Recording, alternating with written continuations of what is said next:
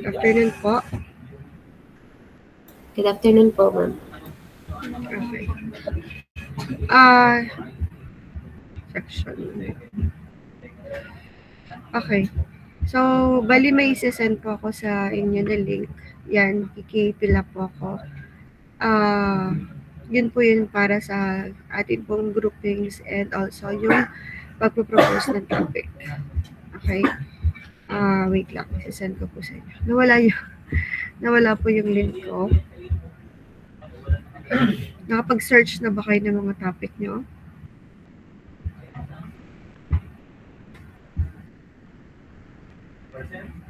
So, ngayon po, i-discuss po natin is about po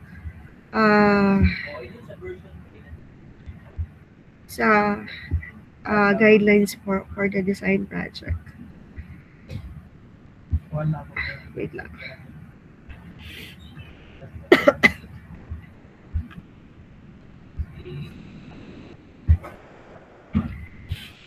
Medyo mahina lang po yung internet.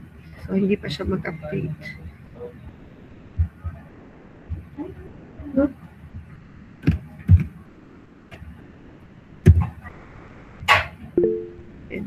Nakita niyo na po? Nasa chat po natin. Sasend ko din po sa ating JC.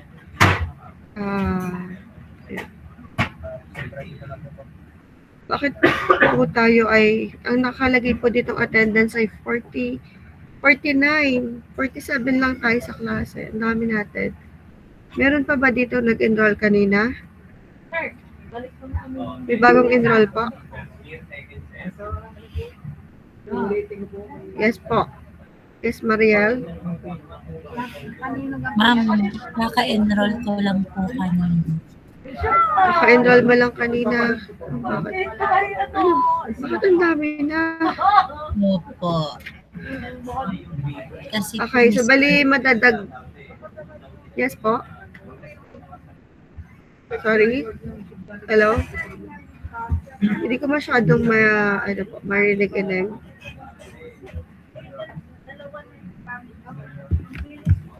Wala po, ma'am.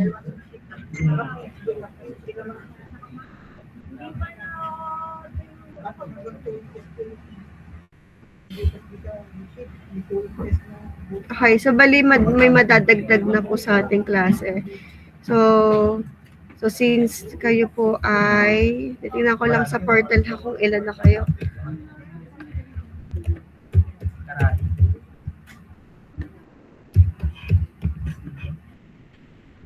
Nakapag-groupings na po ba kayo? Hello? Hindi pa po? Yes po, ma'am. Meron na? Okay. So, bali ma-add na lang po siya. So, ang nakalagay dito ay section... Second sem pala yan.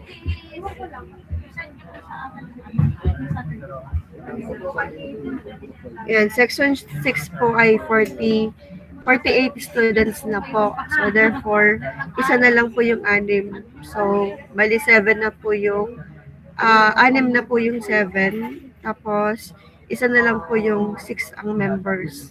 Okay? Okay po?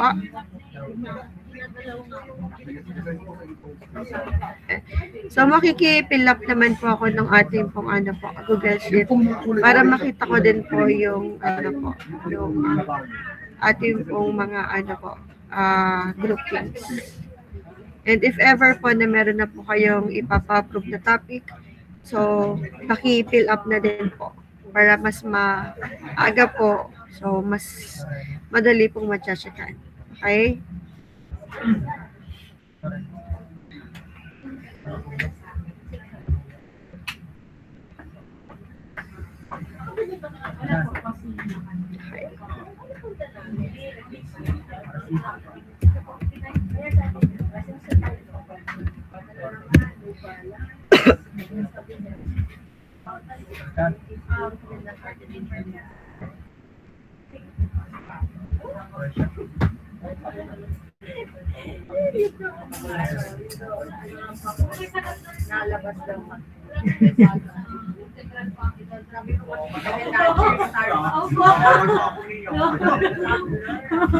Uy, may dagdag ka na.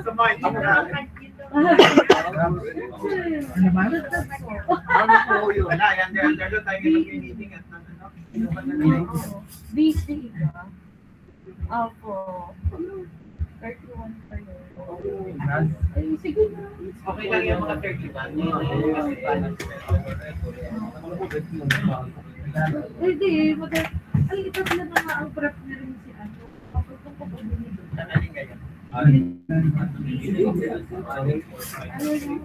Hindi nakalog pa. Okay na po yun. Eh, napansin ko po, yung isang integral. Yun na lang, sir. Lahat kayo nakalunod. Nasa pangalan na rin. Opo. Ang ano na lang po ay yung integral. Oo, yun na yung special class. Ipapadistribute ko na lang po yung integral.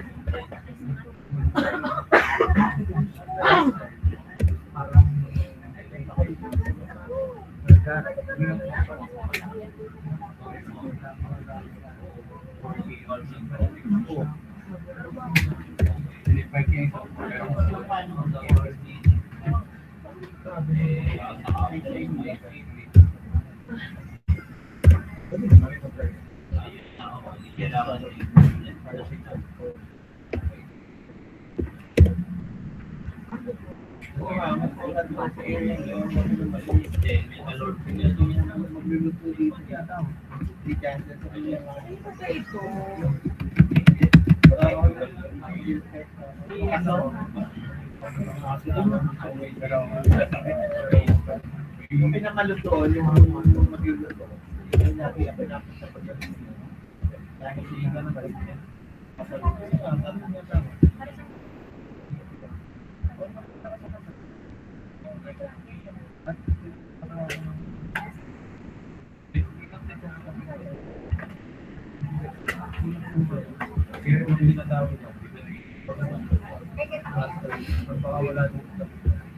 Okay. So nakikita niyo po ba yung presentation?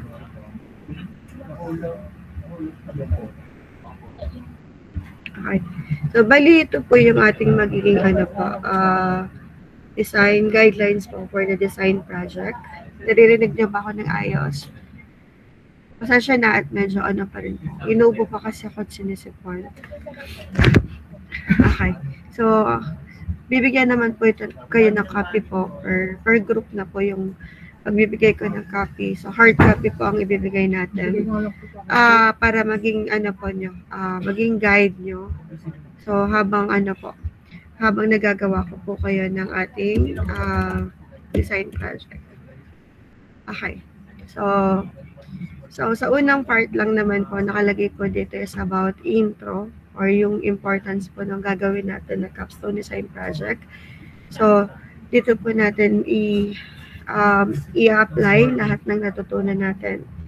So, ito po ay, hindi po ito thesis. Kasi kapag thesis po, yun po ay research project.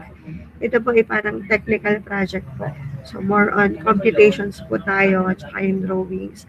So, wala tayong involved na research or bagong innovations na kailangan na ipatunayan. So, ito po ay, i-compute lang natin. So, magde-develop lang po tayo ng isang industrial plant. Okay? So, maghahanap po kayo or maglalagay po kayo ng mga yung mga supporting documents po natin. So, kailangan po is ilalagay din po natin yung source kung saan po siya nanggaling. So, dapat daw i-maintain natin yung credibility. So, kailangan magkaroon tayo ng proper citations dun sa mga part po na hindi natin ginawa. Okay? So, kailangan natin ng proper citation. So, ito po yung mga important date natin para sa design project. Ito po, week 6. So, meron na po tayong submission po yan ng accomplishment report. So, as early as week 6, dapat may nagagawa na po kayo sa inyong design project. So dito ang ilalagay natin sa accomplishment report po is yung accomplishment ng kada member. Ano po, ng kada student. Hindi ng buong group. So for example, Juan de la Cruz. So ano na, ito yung assigned task sa kanya, tapos ano yung kanyang na-accomplish na. Okay, so bago siguro mag-prelim, kailangan po meron na po tayong lahat na topic. Okay? Kasi kapag pahuli pang part, magkakaroon kayo ng topic. So, may hirapan na po kayong humabol sa paggagawa po ng design project. Okay? And then also, sa week 12, so magkakaroon din kayo ng submission po ng accomplishment report. Okay? So, per student po ulit. Yan. So, pag nga pala kayo magagawa muna ng proposal, so ito muna yung inyong hanapin. Kasi, pag magagawa kasi kayo ay tawag dito, pag madami kasi at sinunod natin agad yung format para proposal, so masyado pong madami kayong gagawin. Yes po, Miss Mariel, ano pong kailangan niyo po? May question po ba? Ma'am, wala po, naiwanan lang po naka-raise hand. Sorry po. Okay po, okay lang. Okay, yun has week 6 at saka week 12. So, magpapasa po tayo ng accomplishment report. Yun ay per student. Okay? And then, week 15 po, dito na natin isasubmit po yung ating capstone design project. So, ito po ay hard copy. So, hard copy. Tapos, yung atin pong mga drawing, so, ipiprint po natin siya sa A4. Tapos, itutupi na lang din po na pang long bond paper. Tapos, week 16 and 17, so, doon po yung magiging presentations ng ating capstone design project. And week 18 po is submission na po ng ating revise. Yung na-revise na po natin na capstone design project. So, after defense kasi, so, marami pa po kaming depende po sa ginawa nyo. So, may mga comment po kami doon na kailangan na inyong i-revise. Lalong-lalo na if kulang po yung inyong nagawa po. Kulang yung content ng inyong design project. So, pinapadagdag ko po yun para medyo tumaas po yung ating grade. Kasi kung halimbawa, pinasa nyo po is madaming kulang, so, mababa po yung magiging grade nun. Kita nyo naman po yung discussion po natin kahapon, napakalaki ng percent po ng ating capstone design project. Ano po? So, kaya po, kailangan nyo itong pag-igihin kasi ang laki po ng percentage niya. So, 25 for the manuscript and 10% for the presentation. So, a total of 35%. So, lahat po yun ay pasok dito sa capstone design project. Kasi yung ipepresent natin ay nakadepende sa gawa po natin na manuscript po. Okay? So, week 16, ito po yung presentation natin. Pero dahil nga po madami po kayong group, so, total po is hanggang group 7. So, hindi natin siya kakayanin ng 6 hours lang ng week 16. So, pwede naman tayo mag-overtime. Kaya lang, baka maagaw natin yung schedule ng ibang section. So, kaya kalimitan po ay yung mga hindi po matatapos ng week 16. So, dun po sa week 17. So, although kasabay po yun ng exam, pero mga 1 hour lang naman po yung ating magiging presentation. So, isisingit na lang natin doon sa bakante yung time po. If ever na hindi po kayo makapag-depends ng week 16. So, malinaw po ba yun? Okay. And then sa week 18 po, yan. Submission na po yun ng revise. So, pag magsasubmit kayo, pwede na po siya na soft copy. Yan, soft copy na lang po. Yan. So, i-discuss naman po natin siya dito. Yan. So, ito daw po yung mga needed natin na sa presentation at saka rin naman po yung sa final requirements natin. So, ito yung ating sa presentation. So, kailangan po natin ng copy of technical report. Yan. So, nakadepende po din sa ating guidelines. na ito daw po yung ating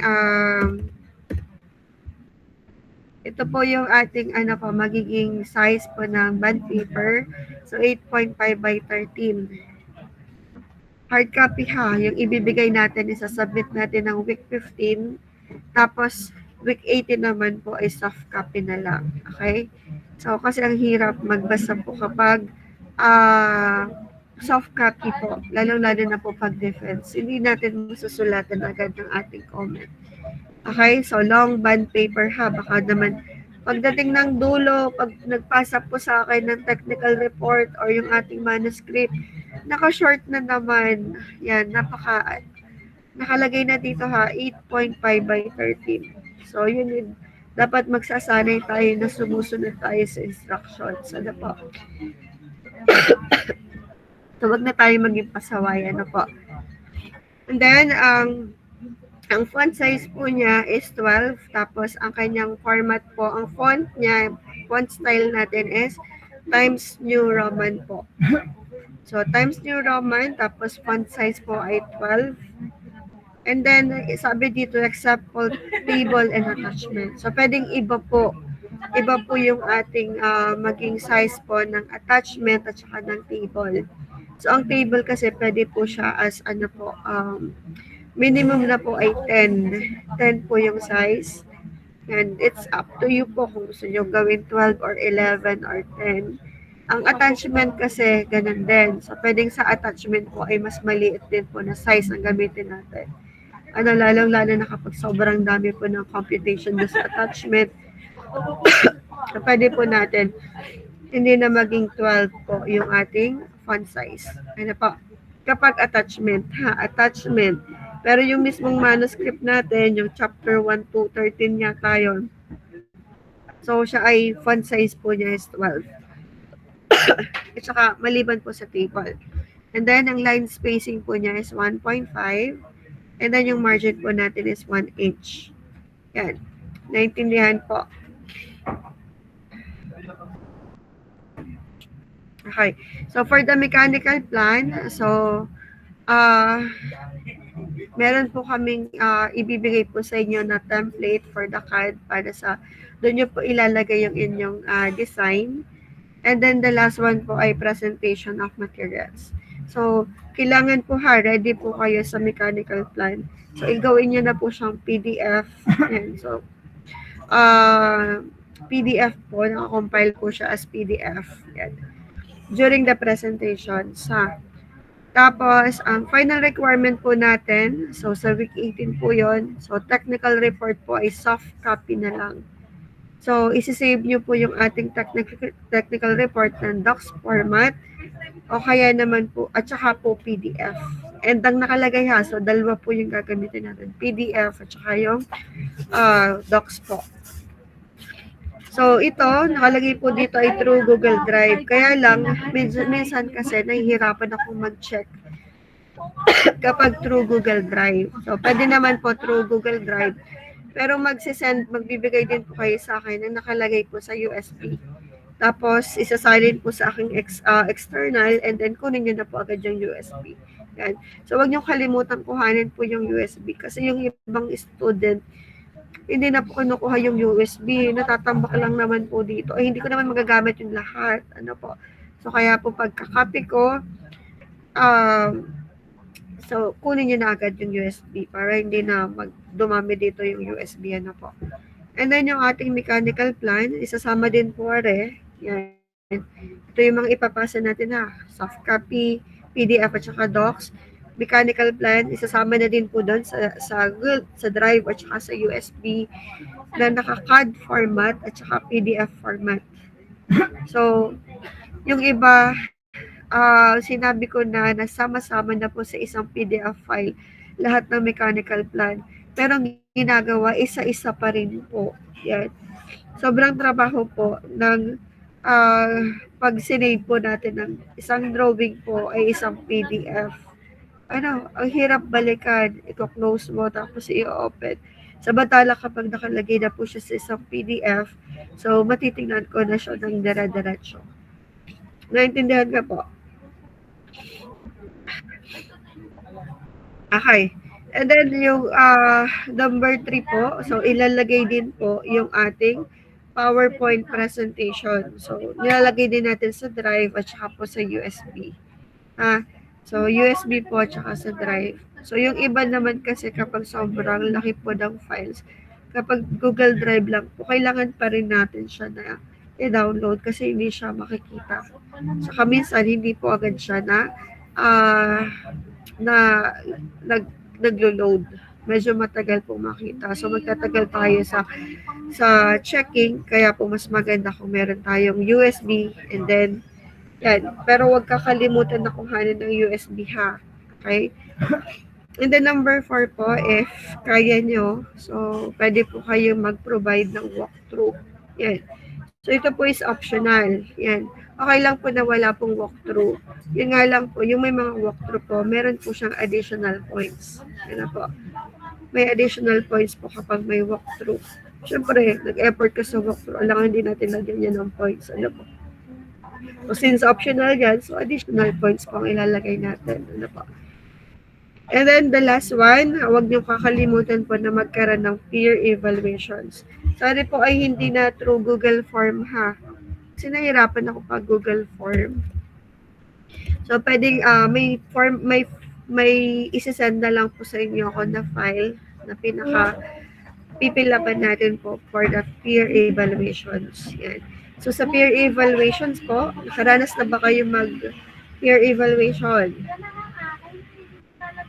Yan, sa peer evaluation, gagrade natin yung ating mga kagroup. Ano po? So alam kung sino mga hindi natulong. Ano? At saka makikita din naman po doon sa inyong manuscript kapag halimbawa, hindi maganda po yung part na yon ay hindi nagpakaigi yung gumawa po. Or kaya kapag kulang, makikita po pag kulang, tapos naka-declare po dun sa proposal kung ano yung assessment, ay yung task or activities na kailangan mong gawin kasi hindi mo nagawa. So makikita natin if hindi talaga tumutulong ang isang kagroup. Ano po? Okay, so ito yung sinasabi ko po sa inyo na design project proposal. Pero hindi muna po ito yung ipapasa natin. Kasi kung magpapasa po kayo ng maramihan at ganito pong format, so abutin po kayo ng siyam-siyam. Yan. So mag-aano muna tayo, mag-filter muna tayo ng ibang topic. Tapos, yung topic na na-filter natin, din yung gagawin po natin ng design project proposal. So titingnan po, after pa natin makompleto yung design project proposal, saka pa tayo makikita if siya po ay totally approved na or hindi. Nakuha? Nakuha po? Okay. So, ito yung ating ilalagay. So, we have the group number. Yan. So, sa inyo pong section, maglagay na po kayo kung sino po yung group 1, group 2, group 3. Yan. Miss Kalingasan. Yan. Alessandra Kalingasan. Yan. Makiki-assign na po ako kung sino yung mga group 1, group 2, group 3. Yan. Pwede din naman yung nakadepende din sa pag-fill up po din sa sinend ko po. Yan, pwede na din po yun. And then ilalagay natin yung section. Tapos yan, design project. Propose design of. Yan, ilalagay na po natin yung capacity ha. Tapos kung ano yung planta na i-design natin. And then in location. So, saan siya located? So, saan po natin ilalagay yung ating mismong planta. Ano? So, gagamit po tayo ng mga Google Map. Ano po? Yan. Gagamitin natin yan para makita natin kung alin po yung locations na ano po, na bakante. Ano po, na hindi lang basta bakante ha. So, marami pa po siyang considerations. Okay. And then, so lalagay natin is the capacity and then locations. And after that po is yung ating pong proponents, yan, contact number, and then yung kanya pong signature. Okay? Good luck.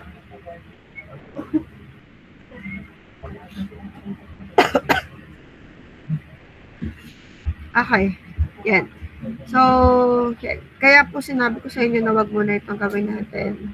Siguro mga first week, second week, wag muna ito habang hindi pa na-filter ko yung mga ipinasa. Pag na-filter ko na, saka po kayo gumawa nito. Okay?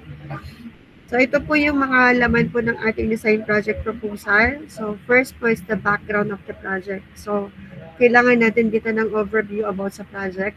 And sabi, a short and comprehensive descriptions of the project. So, i-discuss natin para saan ba yung project na gagawin natin. Ano po? And then, next po is an overview of how to perform the project. Yan. So, konting overview po paano natin siya gagawin. And the last one po is yung list ng ating main equipment.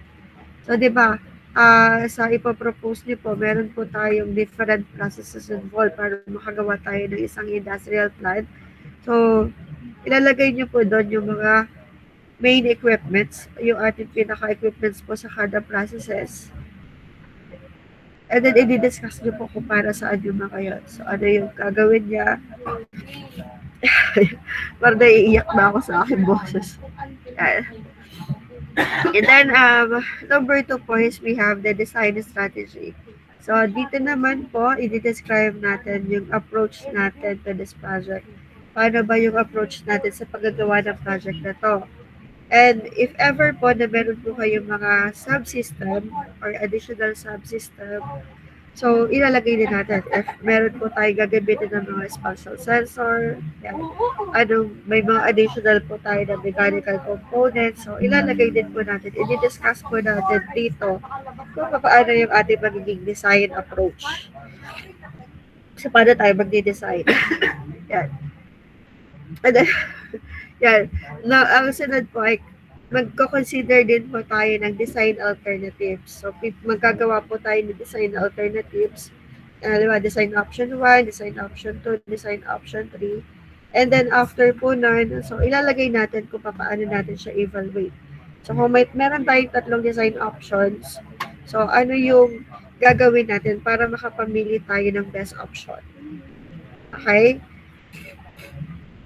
Saglit lang. Saglit lang po. Wait lang.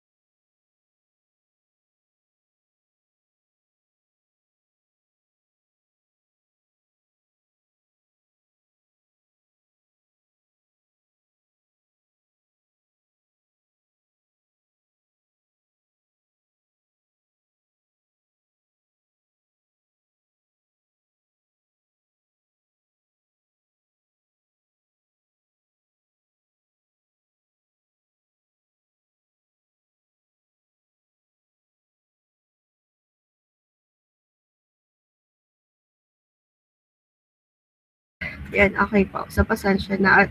Okay, sipong-sipon. Okay. And then, naririnig niyo na po ulit na ayos. Okay. Sige po, thank you po.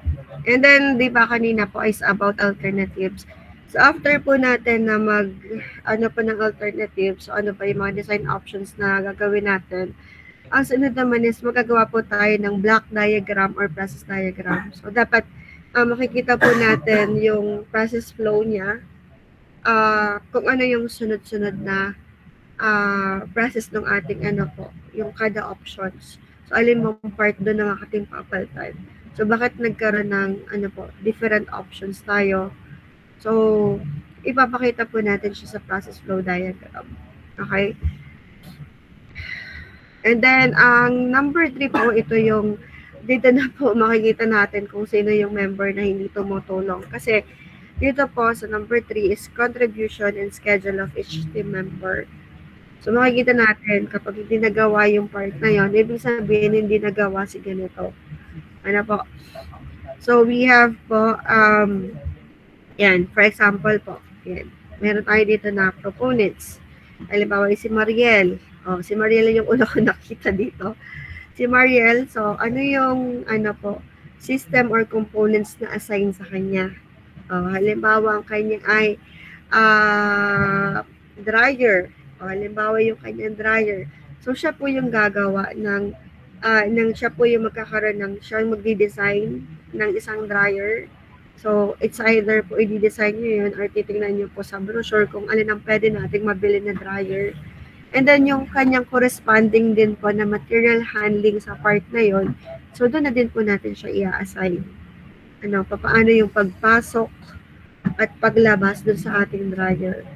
So, i-design din po yon.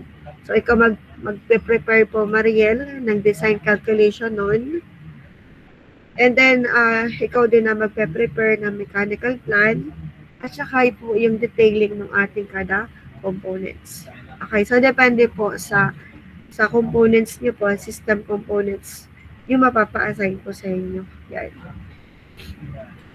Naintindihan po.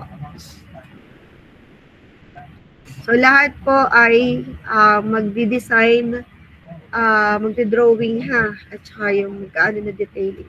So, para lahat may experience nyo, kada components tayo, ang assignment.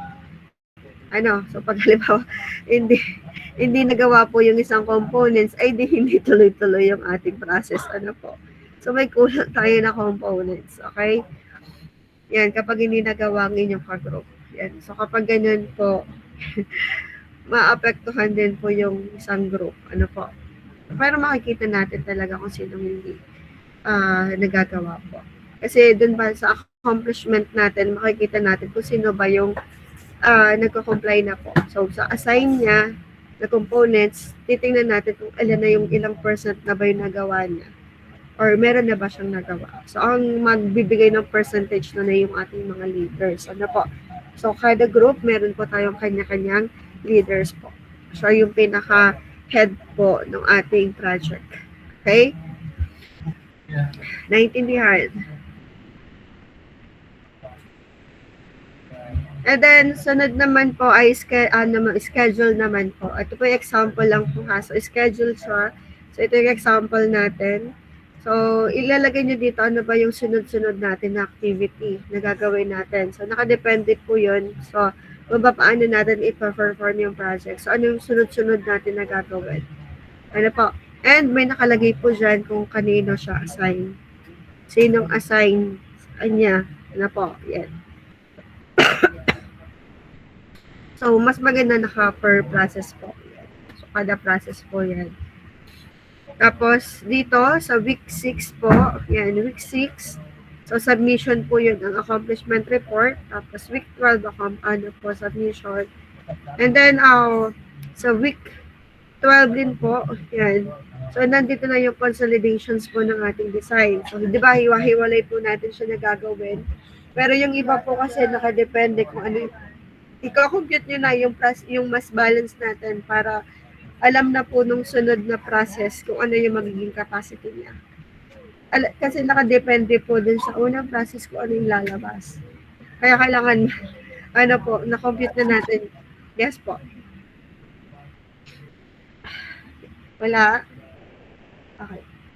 So, kaya kailangan na-compute na natin yung ating mass balance para alam na yung magiging capacity ng kada po natin. Kada process is involved. Ito po. Next po is, yan, ika-consolidate natin siya. So, ang mangunguna po dito is the project leader, yung ating pong leader, mismo.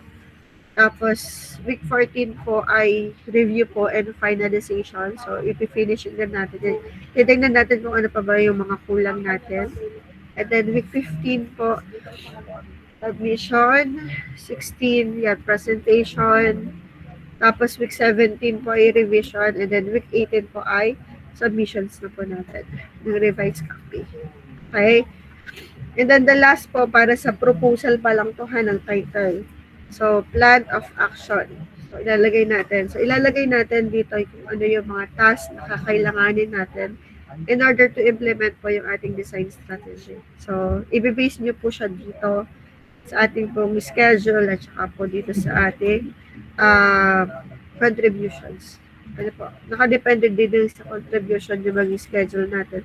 So, nandun din po yung ating magiging plan of action. So, nakadepende din po sa atin. Okay?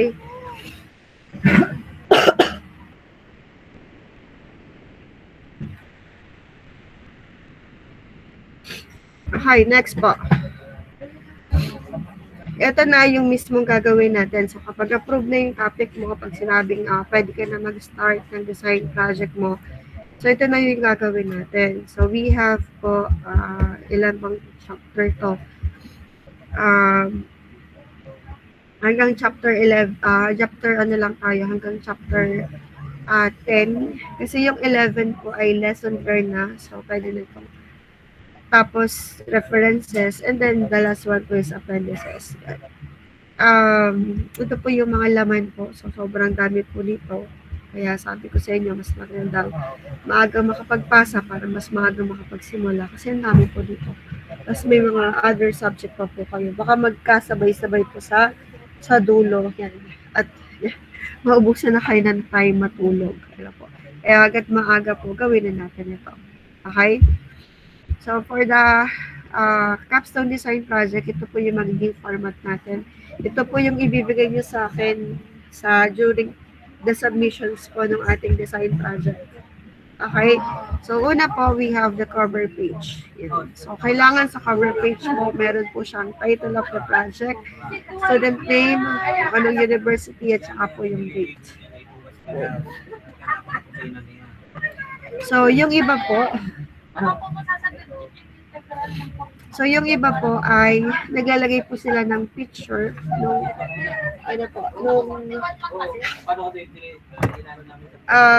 picture po nung ng kanilang mismong planta. Ano yung itsura ng kanilang planta. Ikaw ha, dadali ka na naman, pula ka ng pula ha, pag lumabas na naman yan.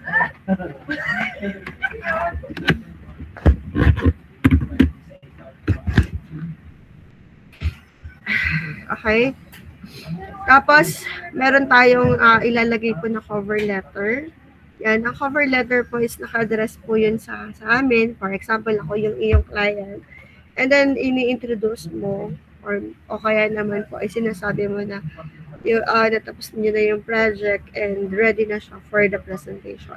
Parang ganun po nakalagay sa cover letter. And then, sunod po natin is the table of contents. So, same lang po na paggagawa natin ng table of contents sa katulad ng sa project study. Okay? And then, we have po yung ating executive summary. So, ito po yung tinatawag natin na abstract. So sobrang dami natin ginawa. Yan, i-summarize po natin siya into, mga isa lang po na page. Yan. So, para nagagawa po tayo ng abstract sa thesis. So, ito po yung magiging content ng inyong executive summary. So, lalagyan po natin dyan yung project overview, tapos scope and objectives, and then yung technical approach and innovations na ginawa natin. So, i-highlight natin dito yung mga unique design features or advanced technology or innovative solution na in-implement natin doon sa ating project. So, ano ba mga ginamit natin na innovative solution? And then, yung mga summary of key engineering challenges and solution. So, ilalagay po natin dito yung, i-describe po natin yung major engineering challenges encountered, ibig sabihin yung mga problem na na-encountered during doon sa paggagawa po ng project. At ano yung ginawa nating solution para ma-overcome natin. Ano yung solution na ginawa natin to overcome yung ating naging challenges. And then, i-add po natin dyan yung project cost summary. Yan. So, we have po the CAPEX. Kapag sinabi natin CAPEX is the capital expenditure. And then, OPEX po is the operating expenditure. Yan. So, magkakaroon po tayo ng yung economic analysis or titingnan din natin siya kung economic viable po yung ating magiging project. Baka naman sobrang mahal tapos mababawi natin yung capital is after ng 30 years, yan. Sarado na yung company bago pa natin siya mabawi yung capital. Ano po? And then, yung mga ano po natin, yung mga economical, environmental, and social, and safety benefits, so isa-summarize din natin siya. And also yung ating findings and recommendations po. Yan. Okay? Next po. So, ito yung ilalagay natin sa chapter 1. Yan, nakalagay po is project background. Yan, so ito yung mga ilalagay. Ito po yung mga pwede po natin na ilagay doon. Ito po yung suggested na content ng ating pong project background. So, una po is the industry background and market analysis. Yan. So, titingnan natin yung demand ng product. Baka naman kasi walang demand. So, ang i-propose po natin, yung existing na product na, halimbawa, dito sa bansa po ay, yung gawaan ng mga tissue. Yan. So, tissue yung inyong output. Tapos yung, titingnan natin kung ano yung demand or market trends po ng isang, ng ating tissue. Ilan na yung mga company na gumagawa po ng tissue dito sa bansa natin or kaya naman sa ibang bansa, paano ba tayo kumukuha ng mga tissue. Yan, kung ating so i-include natin yung mga competitors. So ilalagay natin kung sino na yung existing po na nagpo-produce ng ating product.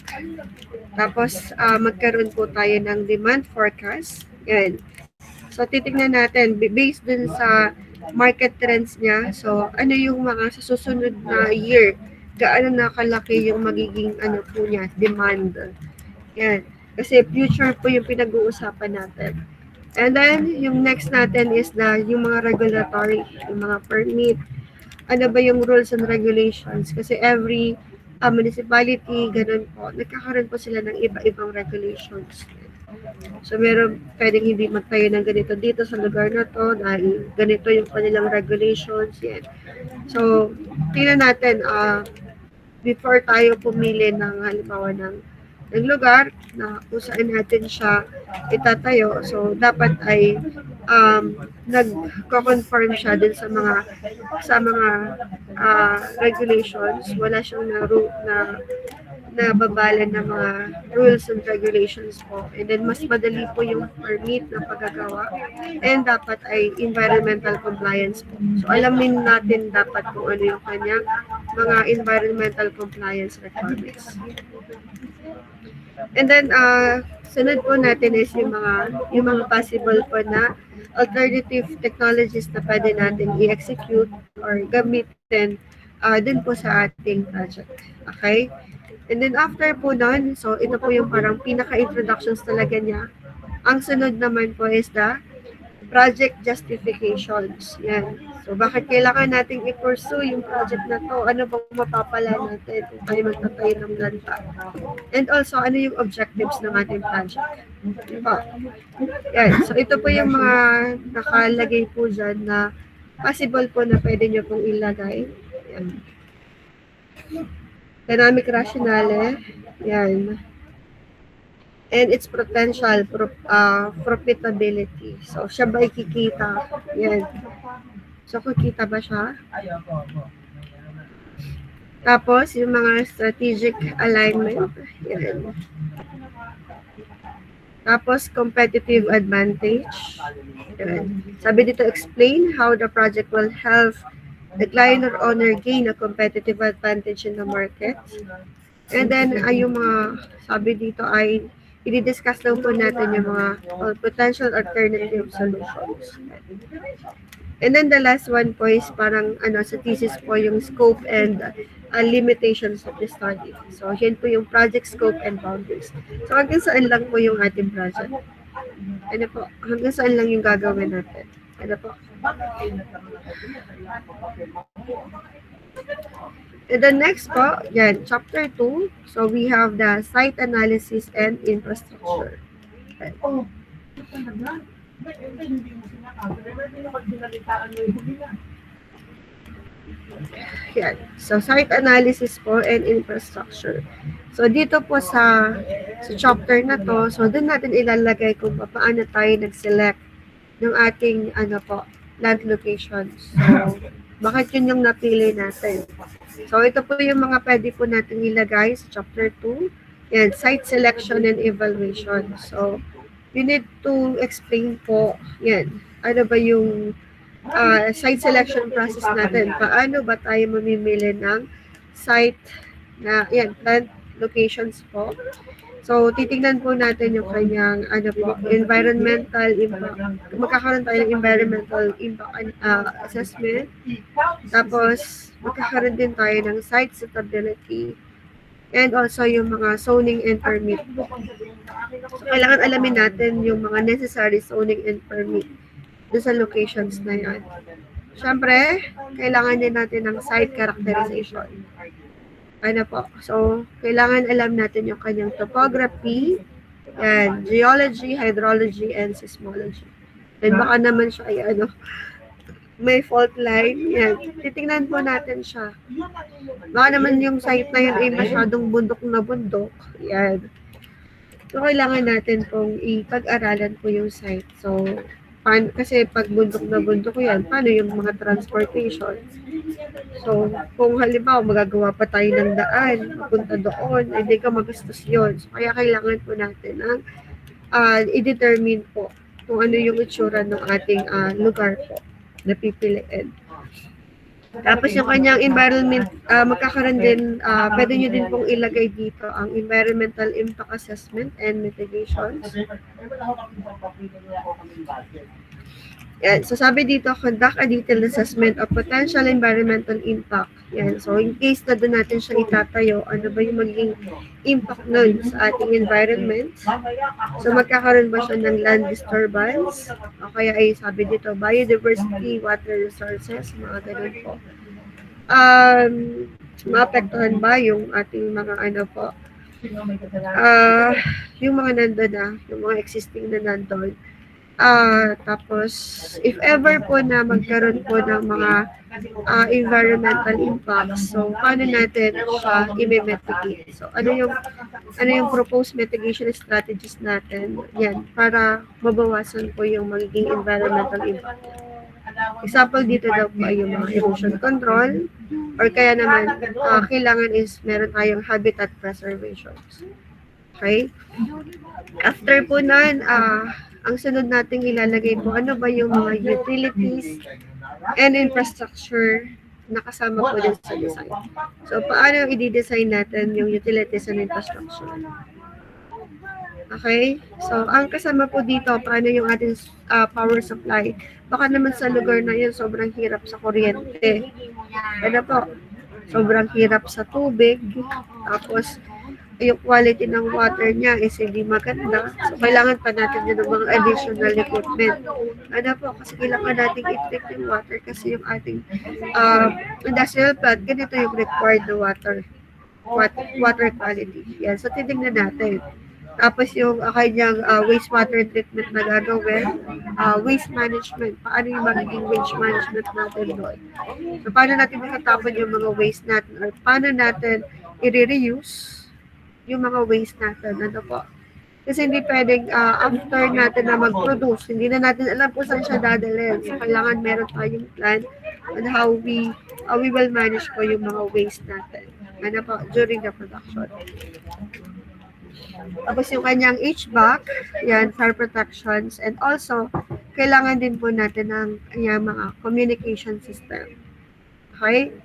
And yung last one po, is the transportation and logistic. Yan. So, paano po yung access? Ano po? Paano yung access natin? Paano, halimbawa, yung mga trabahador, paano siya pupunta din sa locations ng planta natin? So, we need to consider din po yung transportation niya. Yan. So, meron ba doon na biyahe? May nadaan ba doon na trend? Yan, pwede ba siyang meron pa niyang halimbawa, kung manggagaling sa ibang bansa at through ship po yung ating pagdadala ng ating material. So, saan pier siya pupunta or saan siya pupunta, paano natin i-discarga po yung ating mga material. Ano po? So, we need to consider po yung kanyang material handling ng ating mga raw materials at kung paano din po natin siya dadalhin sa market. Ano po? Paano natin i-distribute yung ating mga raw material. Pangatlo,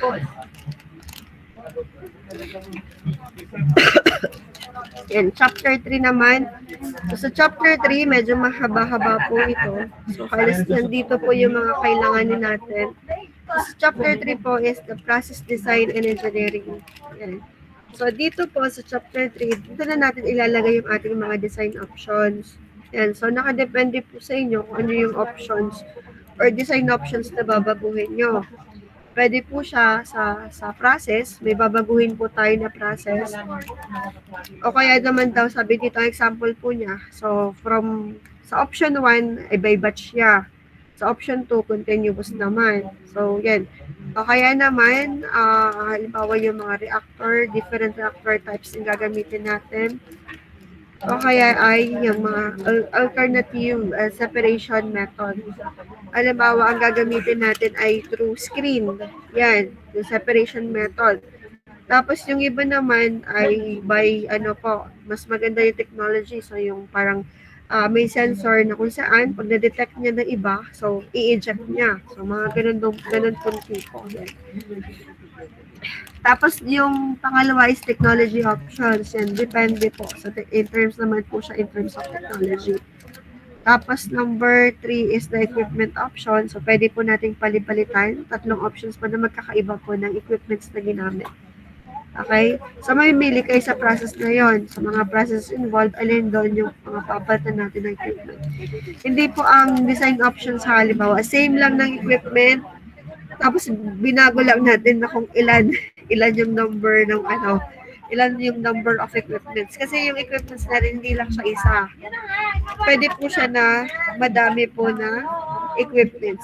Yan. So, magkakalara. Basta at sa dulo po, yan, makakomply natin yung target po natin na capacity. So, saglit lang ulit.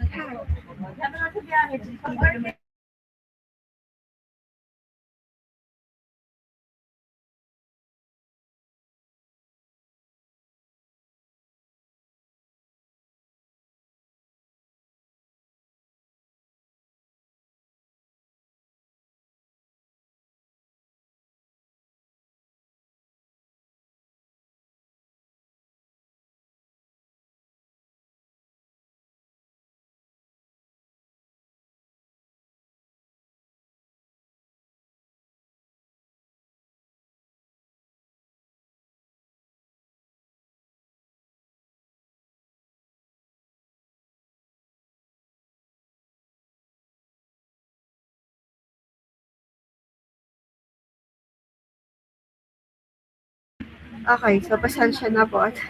Talaga ako sinisipon. Okay. Yan, so ito po yung, naririnig niyo na ba ulit ako?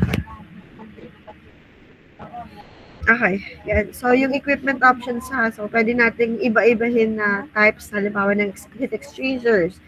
So, fire tube, water tube, or depende kung ano heat exchangers po yung gagamitin natin. Or kaya iba-ibang reactors, or kaya iba-ibang klaseng pump yung gamitin natin. So, pwede po yun sa equipment options. Tapos, ang last po, pwede din naman po is in terms ng control system. So, depende po yung sa level of automation. Halimbawa siya ay manual, yung isa ay semi-automated, yung isa ay fully automated. Pwede pong ganon. Tapos, may isa din naman po yung in terms of control, siya ay centralized or distributed. Yan. So, yung mga ganun pong tipo yung pwede nating maging design options. So, pwede po kayong mamili dyan kung alin po yung pwede or applicable sa inyo na different options. Ano po?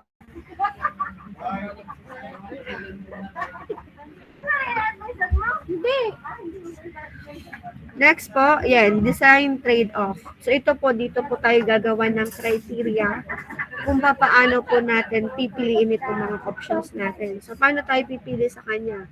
Paano natin siya isa-select? Yan. So, magsiset po tayo ng criteria. So, itong mga criteria na to, yun po yung gagawin natin.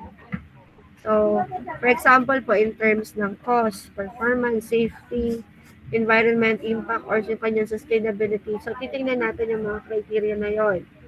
Tapos, titingnan natin ano yung mga conflicting objectives. For example po, mataas po yung efficiency ng planta, but mahal din po yung ating magagastos. Ano po? O kaya naman, or yan, titingnan natin kung in terms of the cost. So, halimbawa naman ay low cost siya, pero low efficiency or yung nasa gitna. So, hanapin natin kung alin ba yung pinakamaganda magiging design options. Yan. So, tapos, yan, magagawa daw po, para mas madali po magawa tayo ng evaluation framework. Para siyang sa inyo po ay rubrics. Yan. So, parang ginegrade natin siya. So, maglalagay po tayo dyan ng mga factors na i-evaluate natin. Tapos, lalagyan po natin siya ng score. And from that score po, yun yung gagamitin natin para makapamili po tayo ng design options na pinakamagandang gamitin. And also, yung pagpili din na po natin is yung kanyang constraint and limitations ng kada design options. So, titingnan din natin. So, pwedeng yun yung maging reason kung baka din natin siya piliin because of yung limitations nung, halimbawa, ng technology ng isang options na yan. Okay? And then after that po is, yun ang process description and technology selections.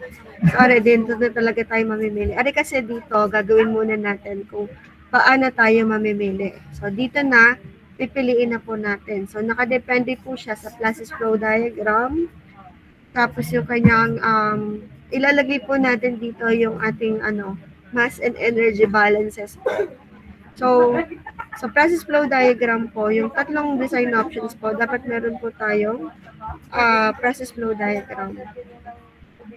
Yan. And then, ito po yung mga way natin para makapamili tayo. Then, is pwede natin siyang gawin into a process simulation. So, kung kaya nyo, pero hindi ko ito nire-report kasi kailangan dito ng software. So, pwede naman natin siyang i-justify po or i-compare na lang natin yung mga different alternatives po para makapamili tayo ng options na pinakamaganda. Ano po? Yan. So, kailangan natin ng process, kung kaya nyo lang naman ng process simulation, so pwede naman, pero hindi ko siya nire-require kasi ang hirap po nito. Baka maubos na yung oras, sobra dito. And then, next naman is equipment sizing and selection na. So, after natin na ma-decide po yung pinakamagandang option, so dito na po natin i-consider po yung size po ng ating mga equipments and paano tayo magsiselect. So, from the available po sa market, paano tayo mamimili ng mga equipments na gagamitin. Yan. So, dito niya na ilalagay yung mga equipments na na-select nyo na. Tapos, sabi dito ay trade-off analysis. Yan. So, present 2 to 3 viable option for major equipment. Yan. With the detailed trade-off analysis. So, mayroon tayong cost in terms ng performance, efficiency, reliability, and maintenance, and vendor reputations. Yan. So, yan. Minsan ito po yung pinagbabasehan po natin in order to select po yung mga equipments natin. Kasi, halimbawa, ang ginamit natin is ganito, ito yung capacity. So, paano tayo mamimili from sa iba-ibang available sa market? Paano tayo mamimili doon ng mga equipments na gagamitin? Okay? Tapos, we have the piping and instrumentation diagram. So, pag okay na po yung ating mga equipments, nakaselect na tayo ng mga equipments, so, ang sunod natin gagawin is kukombine na natin sila. So, lalagyan na natin siya ng mga if required, if may needed pa ng mga piping system or instrumentations, ipoprovide po natin yung kanyang diagram. Ano po? Yan. So, kapag ganyan, magde-develop po tayo ng PNIDs, yan, to show the piping, instrumentation, and control system for the plant. Hindi pwede na ito yung equipment natin, crusher. O kaya ay washing. So, paano papasok at lalabas yung tubig kung wala tayo na mga piping system. Yan, paano yung pag-discharge niya ng water, paano yung pag-i-input niya ng water. Kailangan sasalokin natin yung ano po, so kailangan natin ng mga piping and instrumentation diagram if kailangan po. Yan. Tapos yung control system. Kung meron control system po tayo na design, so pwede din po. Pero hindi naman po lahat is meron pong control system design. So depende po kung siya ay fully automated po. Yan. So, ilalagay po natin siya. And ang chapter 4 na is since na kapag select na po tayo ng equipment, well, dito naman po ay ilalagay natin yung mga equipments, yung mga detailed specification niya, and paano natin siya ipo-procure, paano natin siya bibilhin. Yan. So ilalagay natin yung mga equipments niya at saka yung bill of quantities. So, ibig sabihin kung mga magkano po yung mga equipments na nakalagay doon. So, lahat ng equipments natin, ilalagyan po natin ng costing. And then, ilalagay din po tayo, ninyo kung paano tayo mamimili ng vendor. Yung mga pagbibilhan po natin. Paano tayo pipili ng mga vendor. And then, paano natin yung procurement planning daw po and execution. So, paano natin siya ipo-purchase. Yan.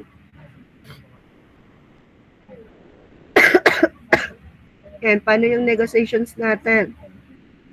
And, paano din po yung kanyang logistic and transportation. Yan. So, paano natin, after natin siya ma-purchase, paano siya dadalhin dun sa ating planta. Ano po.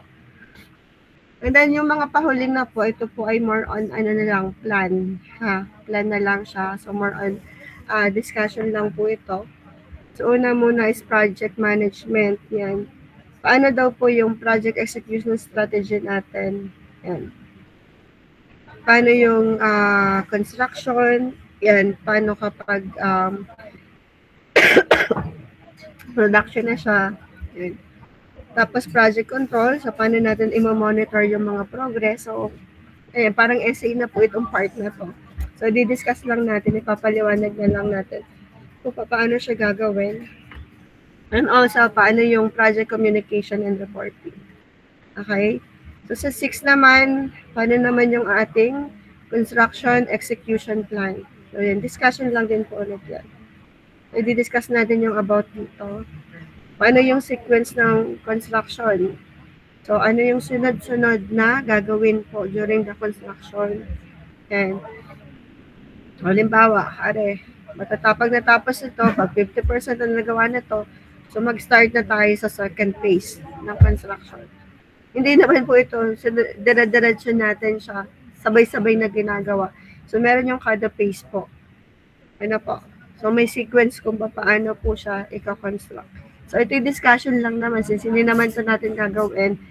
So, i-discuss nyo lang po yung nakikita nyo po na sunod-sunod na plan kung paano i-construct yung ating industrial plan po. Paano matatapos yung isang industrial plan. Yan. Constructability reviews, site management and logistic, paano pag nasa site na, paano yung magiging preparations na gagawin natin, handling ng ating mga material handling ng mga papasok sa atin, saka yung storage niya. So, kailangan alam din po natin yon.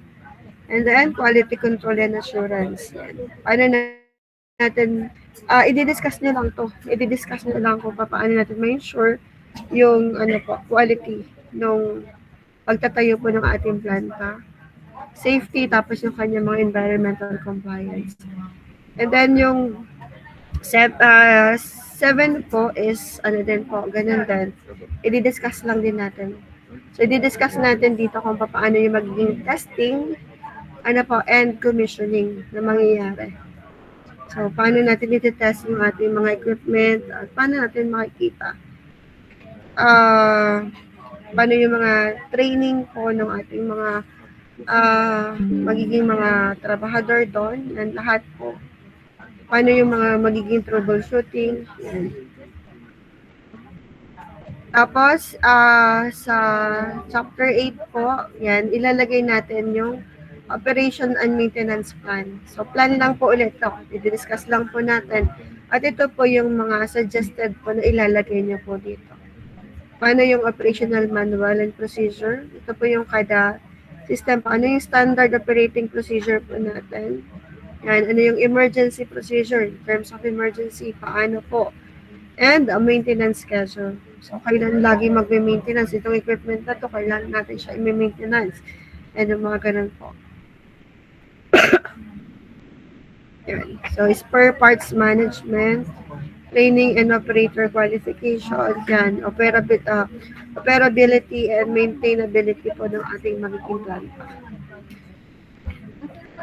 And then, ito, magkakaroon ulit tayo dito ng computation. So, dito kasi sa 8, 7, 5, at saka, yan, 5 to 9, yan, more on discussion lang po yan. Pero pagdating na po natin ng, hanggang pala,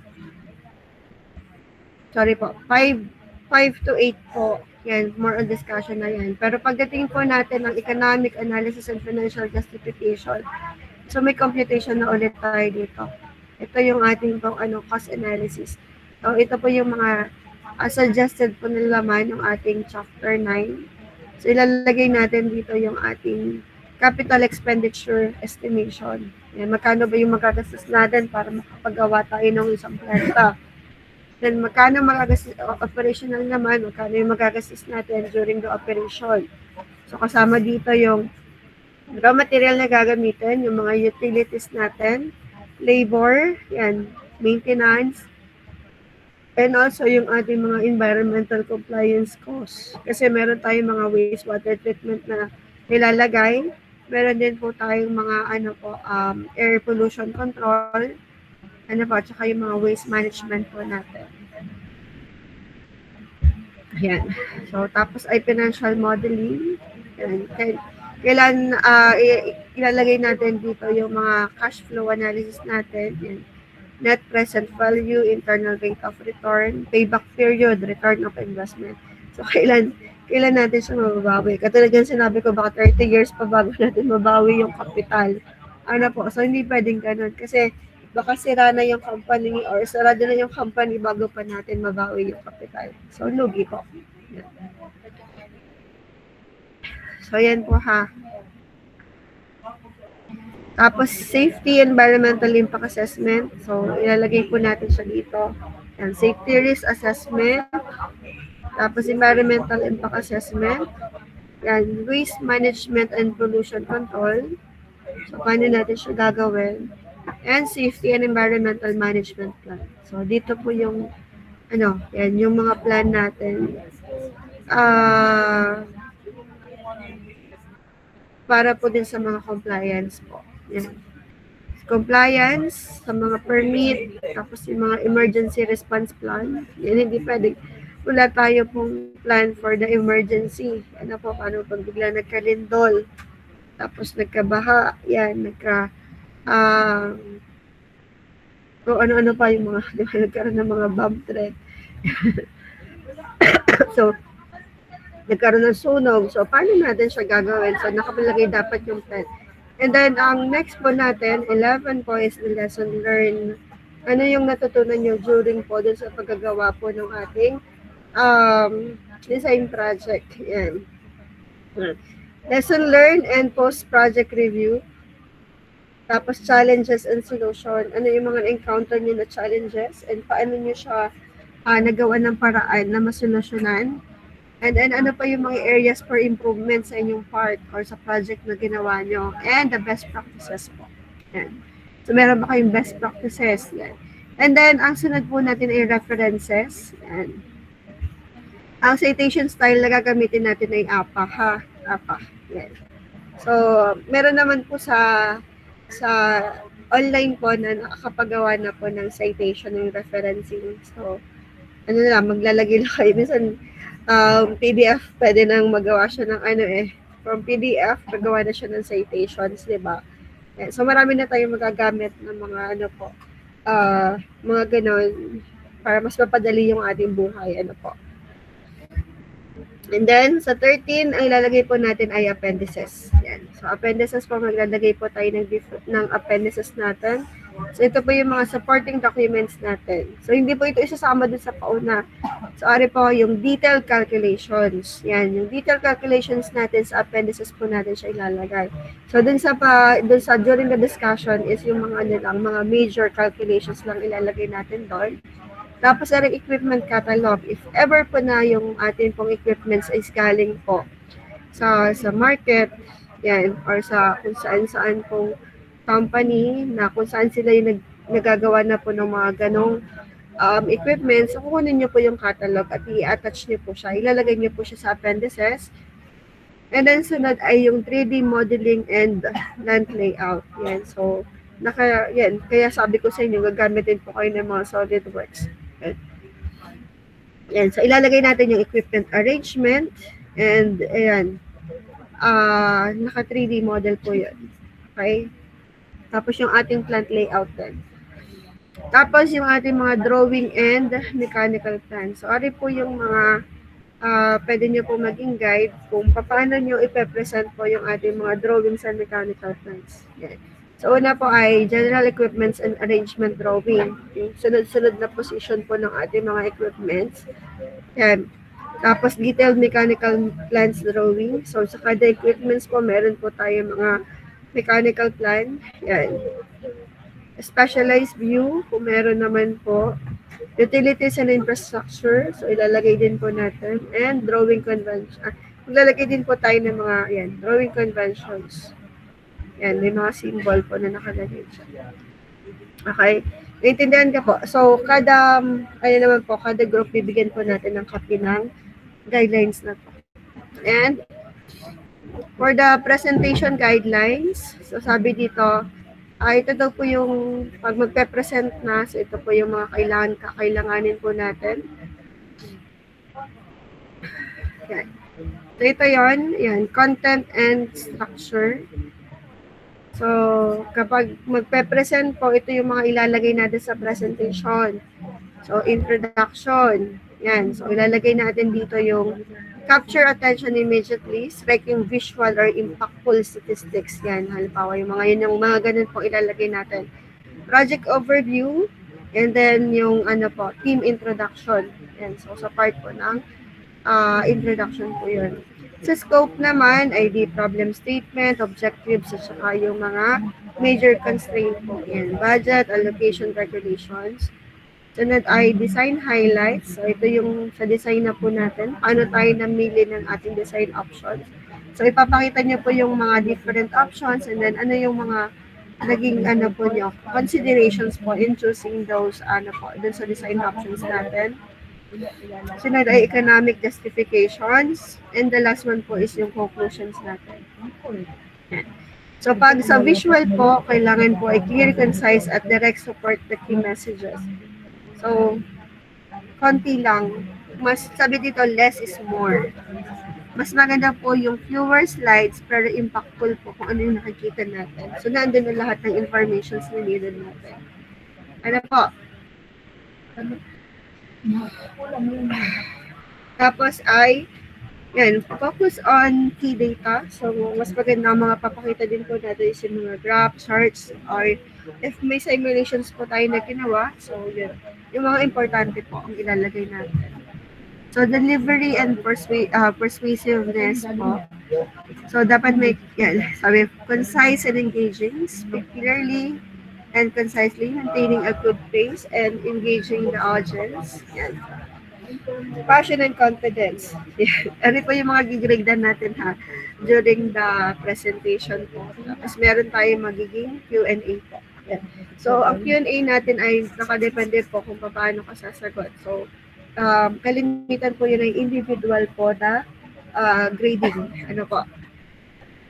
Kung paano nyo sagutin. Hindi pwedeng isa lang yung sasagot kasi hindi lang naman isa po yung nagawa niyan. Ano po? So, kailangan sasagot po yung lahat. Lalong-lalo nang itinanong ay dun sa part na ikaw po yung naka-assign.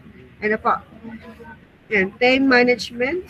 Yan. So, before mag-presentation po, kailangan nyo munang i-practice kasi baka sobrang lumampas na po doon sa time na ibinigay po sa inyo. So, meron lang po tayong maximum of 1 hour po para sa presentation and then Q&A din po. Yan. And then, overall impression po, yung kanyang professionalism, enthusiasm, and nabubulol po ako. Yan. So, yan. Depende kung paano kayo magpe-present po.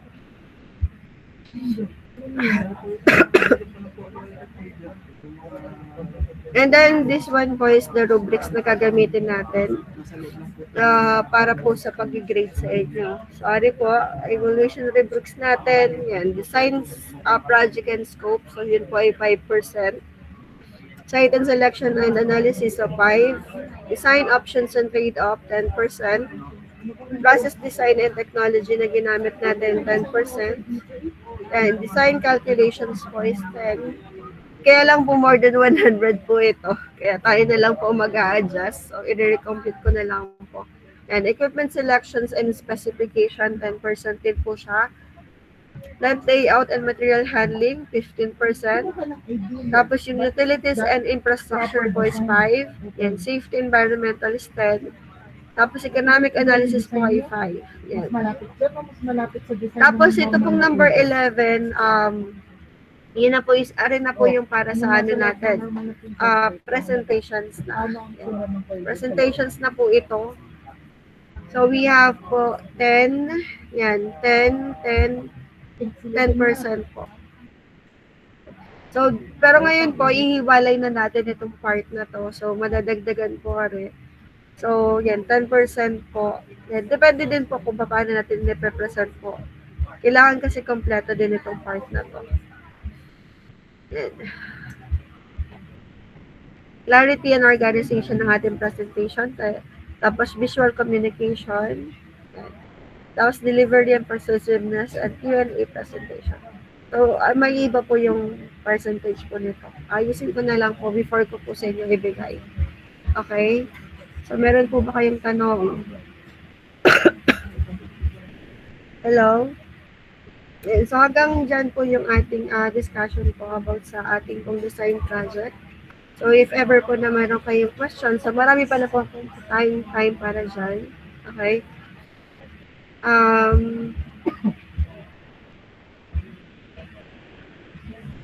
Meron po ba kayong gustong i-clarify po dun sa ating presentation? Dun sa pinag ko po sa inyo. Yes po, Mr. Russell. Ma'am, ask ko lang po, sa title po, di ba po kailangan po ng capacity po? Yes po. Ano pong basis po? Daily basis po ba, weekly or monthly po ng production? Depende po sa ipopropose mo. Nakalagay dapat na halimbawa ay 10 metric ton per day. Kung gusto mo naman ay per month, pwede din naman po. Or yearly. Ayan. Pero kalimitan po yan ay daily. Ano po, daily po yung kanyang production. Pero pwede po siya na. Yan. So, depende po kung ano nakalagay niyo po doon per ano. Yan. Anyone po na may question. So, ang isa-send na lang po, yung i-attach nyo mo ng link doon is yung konting overview pa lang ng inyong project. Kasi kapag ginawa niyo yung agad ng proposal, masyado po yung madami. So, mag-propose na po kayo ng marami para i-filter na lang po natin siya. Okay? Any questions pa po? So, titingnan ko pa po yung mga topic dati baka kasi magkaparehas. So, hindi pwedeng magkaparehas kasi baka kapitularan nyo lang po yung last year. Yan. Any questions pa po? May tanong?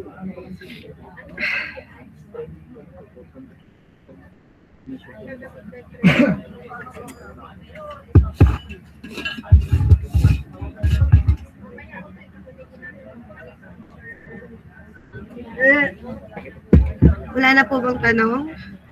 Maliwanag po? Maliwanag po ba? Okay, so anyway, marami pa naman po tayong time. If ever po na may itatanong pa kayo. So, ang pag-check nga pala natin ng topic po is pwede po siya yung ano po, ano ba gusto nyo? Sa bago magklase or after ng klase po? I mean, before po matapos, halimbawa ay 30 minutes 30 minutes po bago matapos yung klase natin, mag-check na po tayo ng topic or 30 minutes bago magsimula ang klase. Mag-check na tayo ng topic. Ano bang mas gusto nyo? After na lang? Yes po. Oh, sige, after na lang po. Yan. So, every meeting po, mag-check po tayo ng topic. And ang target po natin, before po mag-prelim, so meron na pong topic lahat. Yan. Okay? So, may gagawin na po kayo sa inyong mga vacant time. Okay po. So, nakapag-fill up na ba kayo? Nang sa groupings? O, yan. Meron na tayong groupings. Kaya lang, yung group 7 is 1, 2, 3, 4. 5 pa lang siya. Ba't kakaunti yun?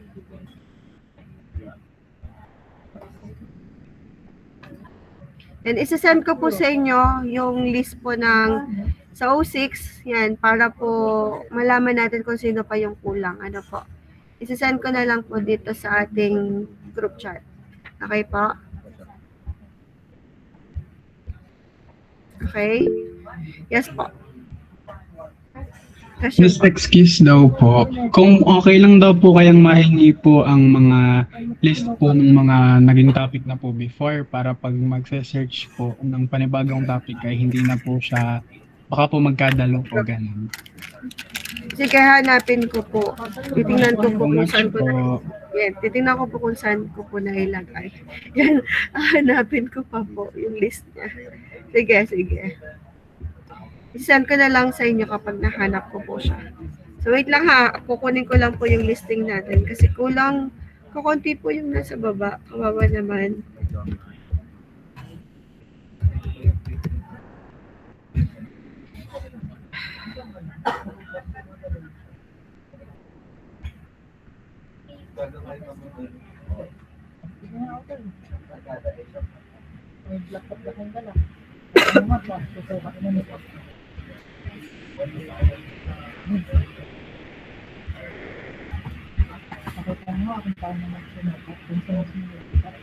O6 kaya no? Saglit lang ha. Kakapi ko lang. Yan. Nga pala, mag-ano na po kayo, mag-screenshot na po. Makiki-open po ko ng camera. Yung akin lang pong camera ay siraha, kaya hindi po ako makapag-open.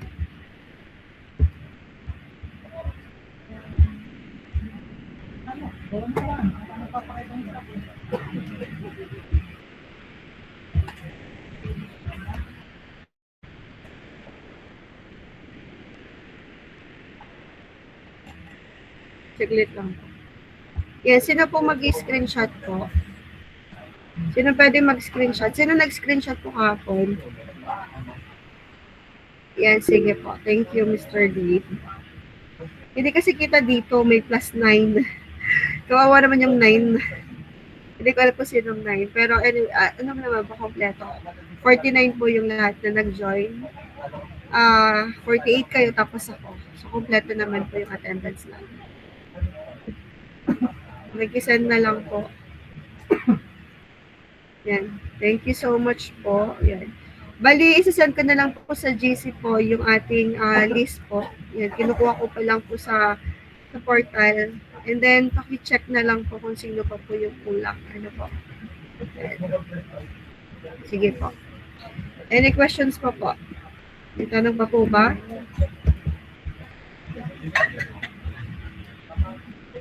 May tanong po?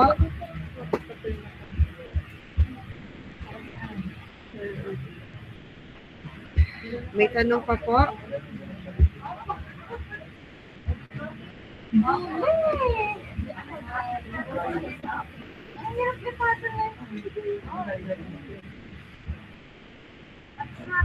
May tanong pa? So, na-send ko na po yung list. Check na lang po ako sino pa po wala. So, kung wala na pong tanong, so, pwede na po kayong mag-leave. So, next week po ay start na po tayo ng discussion ng ating module 1. Yan. So, thank you so much po and ingat po kayong lahat. Thank you po. Thank you po. Thank you po. Thank you po. Thank you po.